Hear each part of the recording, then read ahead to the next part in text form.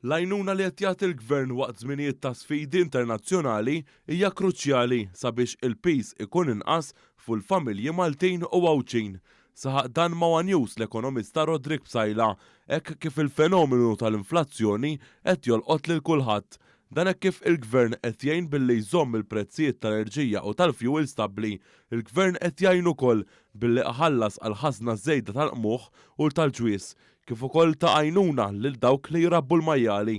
Flatt illi l-Gvern qed jagħti dell-assigurazzjoni u daħħal idejh fil-but biex ma jħallix il-prezzijiet tal-enerġija jiżdiedu li ma qed tiġi mkien iktar fl-Ewropa qed tiġi hawn Malta biss. Dina qed iżomm u ħatibqa' żomm ir-rata ta' inflazzjoni hawn Malta iktar baxxa mill-bqija tal-Ewropa.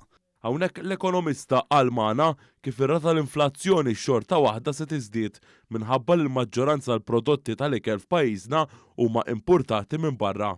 Iżda minħabba li l-prezzijiet ta' enerġija u l-fjuwil baqgħu stabbli, pajjiżna għandu l-inqas rata ta' inflazzjoni minn fost il-pajjiżi Ewropej.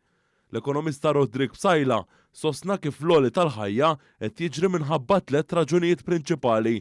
Fost dawn ir-raġunijiet hemm il-pandemija tal-COVID-19 u l-gwerra fil-lvant tal-Ewropa bejn Russja u l-Ukrajna. Ma dawn hemm ukoll raġuni oħra għaliex din iż-żieda fil-prezzijiet qed isseħħ.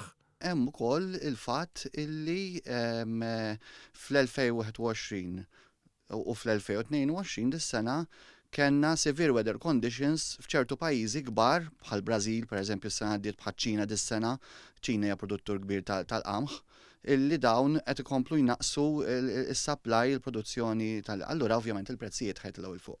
Mawa News l-ekonomista spjega kif is-sitwazzjoni f'pajjiżna kienet tkun qar li kieku il-Gvern ma intervjenix fil-prezzijiet tal-fjuwil u l-enerġija. Waħda direttament, għax kulħadd imur jagħti il-petrol karozza, kulħadd jasallu kont tad-dawl, dak direttament. U daw kienu ħajżdiedu kif żdiedu fl-Ewropa b'mod markedly.